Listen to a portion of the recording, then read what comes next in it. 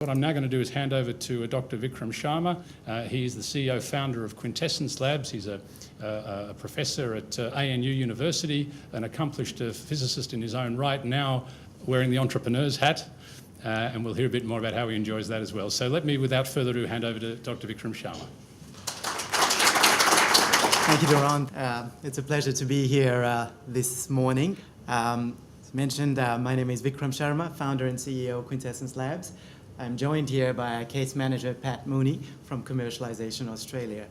And what we'd like to share with you is a little vignette into our shared journey towards building an Australian global cybersecurity capability.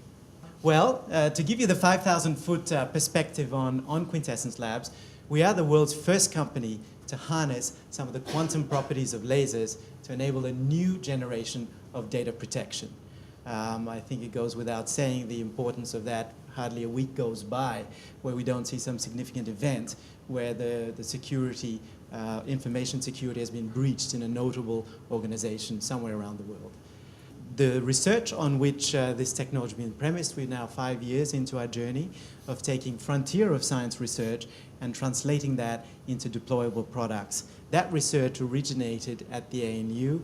As Doron mentioned, my background's actually in information technology. Oddly, mid-career, came back to pursue some research in the field of quantum key distribution. That research then led to an implementation of one of the world's first quantum key distribution systems, second-generation quantum key distribution systems. And it's on the basis of that that we formed QuintessenceLabs.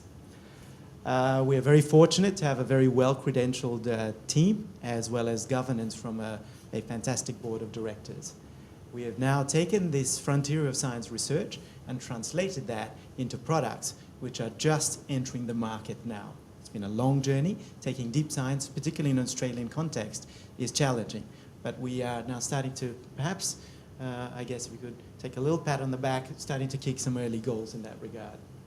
We're headquartered here in Canberra, happily based out of the ANU, but also at NASA's invitation, we've set up an office at the Ames Research Centre in the Silicon Valley.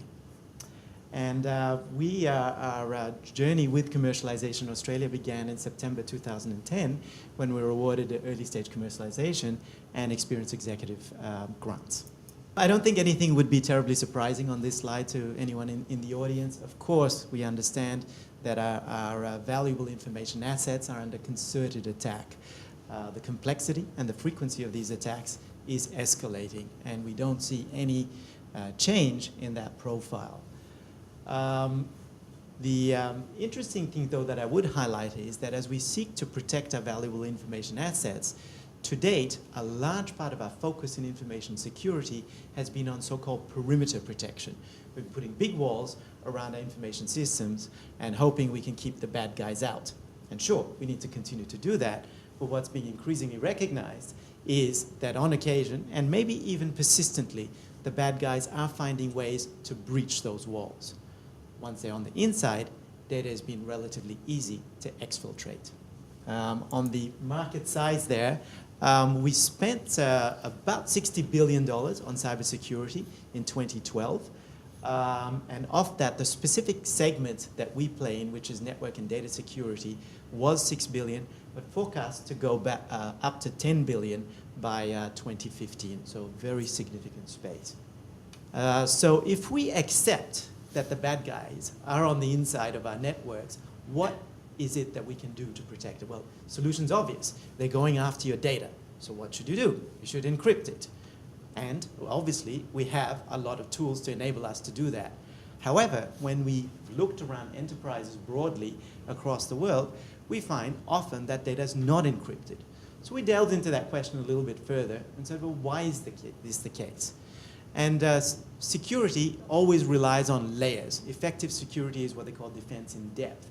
But one of the key problems that we discovered was that the process of managing encryption holistically across an enterprise was very complex. So a lot of people, they say, I've got something from IBM here, I've got something from Hewlett-Packard, Oracle, and my God, managing a holistic enterprise-wide data security policy is just too difficult. I won't do it.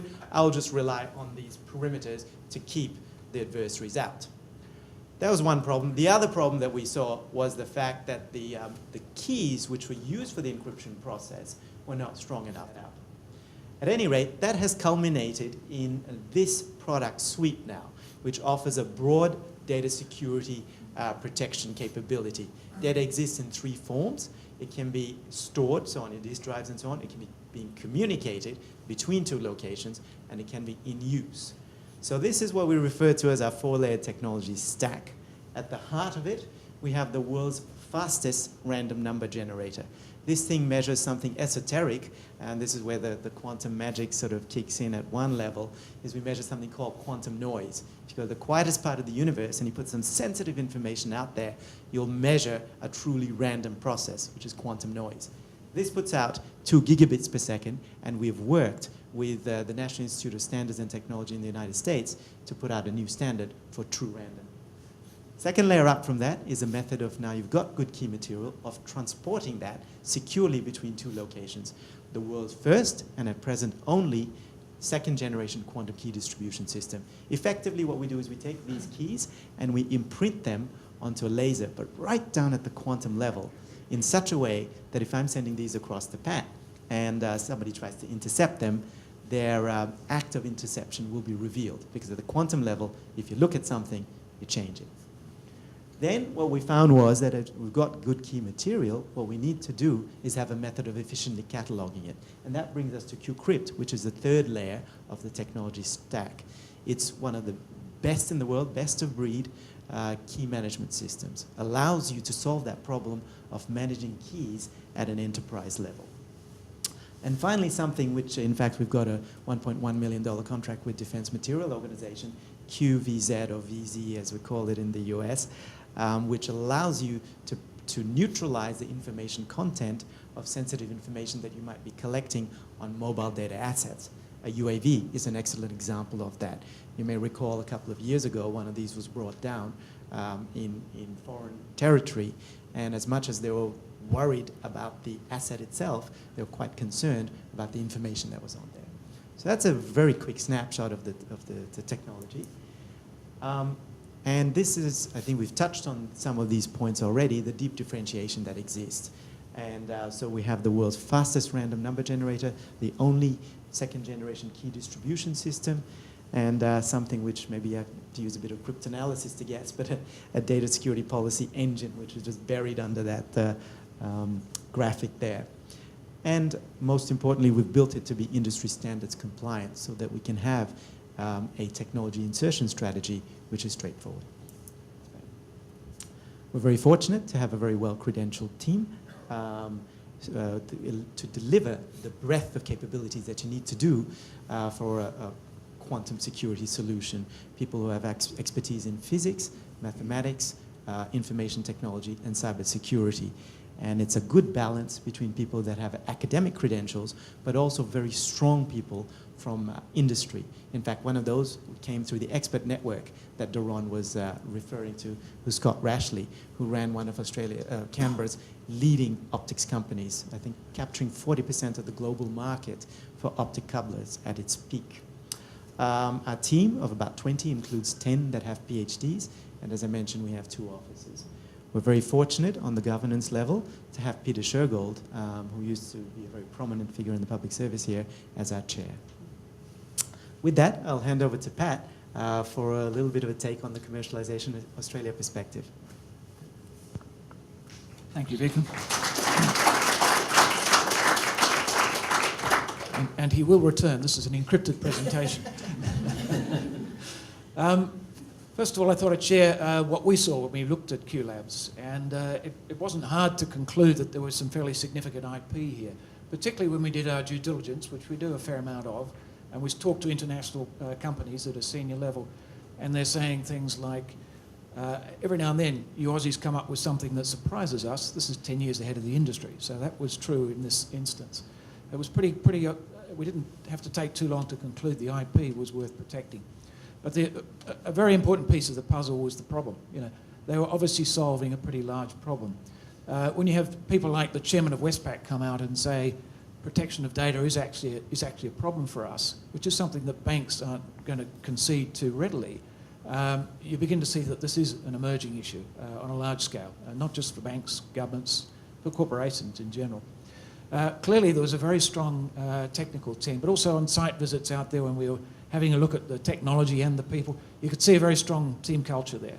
People from a range of backgrounds, really hands-on at all levels, senior people, junior people working very closely together. So the team culture was very strong. There's also a very strong commitment in QLabs to building something sustainable, which is something that we also look at as one of the things we look at within national interest. Very strong commitment to building a capability in Canberra in the quantum and encryption technology space. So that certainly signalled to us that these guys weren't likely to go and do a flip-up in 2 years' time. They were actually going to try and build something substantial before they looked at options for scaling the business internationally. The experience we have with successful tech ventures, it's usually the companies that are very good, almost like sponges, taking information from outside and then squeezing out the bit that's useful for them. It's a very important thing that companies can leverage. Companies with limited resources can leverage other people's mistakes. And so this is a company that was very receptive, selectively, to external input. And easy to deal with, because it's when we get involved with these companies, particularly when we're looking at grants like early stage commercialisation grants, it's a 2-year road or more. So as the relationship grew, a number of issues emerged, which is always the case. Well, one of them was this IP and how we go about ensuring that we understand what it is and what its capability is and how to manage it. Part of our funding went into seeking advice on management of IP. Part of it went into the process of protecting IP, drawing up patent applications. And from our expert network, we brought in a gentleman called Nigel Poole, who's a former senior executive at CSIRO, well known for a successful legal case in the US protecting Australian IP that was important to CSIRO. So Nigel's one of our EN network who became involved at that stage, addressing that issue. We brought in a Canberra-based entrepreneur, Scott Rashley, who built a company here called Australian Optical Fibre Research, optical fibre components. A lot of experience. He scaled that to about 2,000 employees, international business. A lot of experience in the productization and product engineering. So Scott was prepared to commit a significant amount of his time working with the company to transform essentially a couple of tables worth of wires and pieces that functionally work very well into something you could actually sell into customers. The miniaturization, the packaging that you now see in the 4 products that Vikram shared. So discrete products you can actually sell to customers. We spent some time on analysing markets, and one of the most important markets obviously early on was the US market. So we spent some time talking to analysts and discussing what segments were potentially of interest, who might be partnering options for the business in that market. And one input to that was a workshop run by another case manager, Nigel Hennessy, in Sydney, which was specifically about taking Australian tech companies into the US defence market. And that was a very helpful input that helped us work out where the defence sector would play in relation to other sectors and how you'd have to approach that. We spent some time looking at the question of proving the technology on a commercial or near commercial scale. This is a fairly conservative set of sectors that we're talking about. So a CA variation went into actually supporting, and it's always on a matching basis, the establishment of a pilot site in Canberra, which was a DSTO project, which gave a significant technical and operational credibility to the technology. And the international corporates, for them that was an important milestone to see it was actually deployed in a serious customer. And then we got into the topic of actually executing on partner relationships. And some of that was introductions at senior levels to corporates. One example has been mentioned, which is IBM, where IBM engaged with QLabs and invited them to participate in their Smart Camp process, which is a global competition for entrepreneurial tech ventures that might be important in the IBM ecosystem. QLabs went through the ANZ finals in Sydney, through the Shanghai finals, regional finals, into the global finals in New York, and were equal second out of over 3,000 companies worldwide in that process. But more importantly, they got terrific exposure not only to all levels within a company like IBM, from account director to VP and higher. They were exposed to investors and entrepreneurs at a level that tech SMEs just don't get access to very often. And that has helped to facilitate some of the next stage of the business, which is scaling. So some of our more recent conversations have been about how best to scale the business, what sorts of capital sources to be considering, and how to build that into the process. So a number of issues along the way. It's been an absolute pleasure. It's been actually about a 3-year process now from the original contact through it. And I've got no doubt that this is going to be one of the success stories of Canberra and Australian tech. Thank you, Vikram.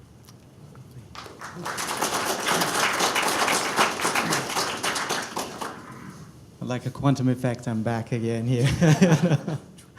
But just to wrap up, as Pat was saying, it's been quite a joint journey over the last 3 years that we've traveled, and the impact of the CA Ausindustry support has been very, very significant in that. What clearly is evident is for deep technology in particular, there's a funding gap that's in the market. You can get the early seed investments, and then you can get the higher stage ones, or higher value growth investments. What exists is the gap in between those two stages. And we've been very fortunate to be able to match the capital that we raised from a consortium of private investors with the CA grant funding. It's absolutely crucial, and it resulted in a preservation of the value of those seed investments. Otherwise, as Pat was mentioning, very often what you wind up doing is too early in the process, going overseas through an operation such as a flip-up or just purchase of your equity by foreign owners. It enabled us to take the technology from what was a very much a prototype at that stage to being product ready. And it accelerated our go-to-market efforts. In fact, we created a Chief Marketing Officer role specifically on the back of the experienced executive funding that we received. Also, something interesting and perhaps not so evident was it facilitated a better alignment of our activities with strategic objectives. As a young startup company, you're often sort of tugged in whichever way the wind blows, but having that sort of additional financial capital behind you allowed you, well, to some extent at least, to choose those directions a little bit better. And of course, as we said, to look into other aspects of business development, such as our IP protection strategy. And we now have an emerging portfolio of patents, some of which are worldwide, and the balance of our technology is protected by trade secrets. Also, I think other than the money and the capital that we received there, an absolutely important aspect of our relationship with Ausindustry and CA was the relationships that we had with our case manager and the customer service manager. And they really became, I guess in defense terms, they call them force multipliers. So it's exactly that, important elements integral to our team. Not only on just basic things like guidance on the administration of the grant, very important to do that correctly, but also as a sounding board for business decisions, and in particular counsel on many aspects of the company's development as we transitioned from a research and development organization into a product company. And a big journey that in itself has been. Sometimes it's very tempting to think once the R&D is done that you're ready, but in fact maybe that's only 20% of the journey at that point in time. Our market development approach, as a small company, you can't boil the ocean, as they say, maybe not even boil a sizable lake.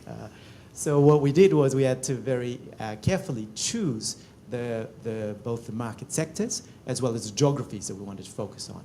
And in this regard, we've selected the banking and financial services as being our first target market in parallel, or joint first, with the defense and intel sectors for obvious reasons. Also, geographically, we've chosen to focus on the United States and Australasia. And within Australasia, it's probably going to be Australia and Singapore in particular. Our go-to-market strategy, particularly in the space we play in of cybersecurity, it always has to achieve commercial success, really be sold through sort of the globally trusted names. So the strategy that we've embarked on is forming relationships with some of the very large defense and security players, as well as advanced technology companies. And the idea is that we'll engage with them for systems integration, sales and support, and leverage all the infrastructure and personnel that they already have on the ground without necessarily having to do that ourselves. We focus on what we do well, which is developing deep technology to deployable products. And of course, we'll develop effective channel support to back these relationships. And so that has led to a number of notable engagements consistent with this strategy of engaging with some of the largest defense and advanced technology companies. You can see that there's quite a few names that you would well recognize there. We started this process very early on, perhaps about 3 years ago. With each one of these, it's been quite a long journey, and in parallel with bringing the technology to product status, it's been very much about nurturing these relationships. Interestingly enough, we see that with each one of these relationships, the nuancing of the application of our technology is different. So which, to some extent, we felt validated with building out that 4-layered product stack that we looked at before. We're very happy to say that we're now, our earliest revenues have accrued this year. We've got some engagement with a number of those, commercial engagement, and our pathway as we look forward into 2014 to build into more significant contracts. So as we look forward, we're very excited to be able to have the opportunity, at least, and hopefully the ability to execute, to build a global cybersecurity capability headquartered here in Australia, but with a market that spans worldwide. And really, an integral part of that journey has been the support that we've received from Commercialisation and Ausindustry that has really enabled us to be where we're at today. And for that, I'd like to express my deepest gratitude to CA and Ausindustry. Thank you.